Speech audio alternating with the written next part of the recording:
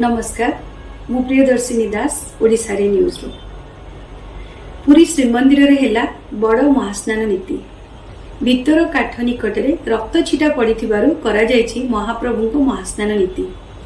महास्नान पई 1 घंटा विलंब रे हेला अन्यान्य रीतिकांति। मंगल आरती पूर्व जड़े महिला भक्तों हाथ क्षत हुई रक्त पड़िथिला। 1 केजी 120 ग्राम ब्राउन सुगर जबत 2 गिरफ। तालचेरु 1 केजी 120 ग्राम ब्राउन सुगर जबत कले एसटीएफ और अनुगुल जिला पुलिस। गिरफ 2 जनक मध्य जड़े पश्चिम बंग और अन्य जड़े तालचेर होइथिबा सूचना मिली। 7 नकली पुलिस कर्मचारी गिरफ। स्पेशल स्क्वाड द्वारा 7 नकली पुलिस कर्मचारी गिरफ होइछंती। समस्त अभियुक्त मध्य प्रदेश अंचल से माने विभिन्न राज्य रे डकायती करुथिले। गिरफ गैंग पक्षरु 3.5 लाख टंका कार सुना गहना मोबाइल और बाइक जबत करा जायछि। गिरफ गैंग ईरानी पारसी गैंग नाम रे परिचित।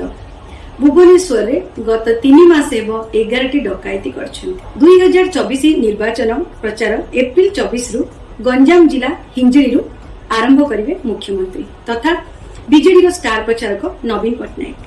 तांको सह हिंजली गस्त करिवे 5T और नवीन ओडिशा अध्यक्ष कार्तिक पांडियन।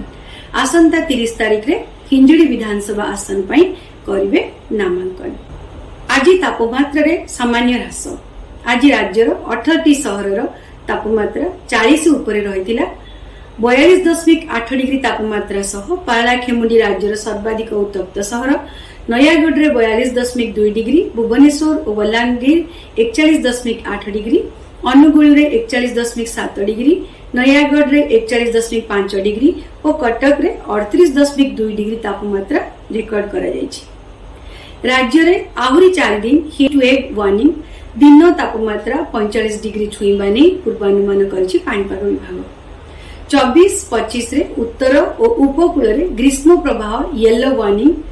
26 रे सीवियर हीट वेव नै 11 जिला को ऑरेंज वार्निंग।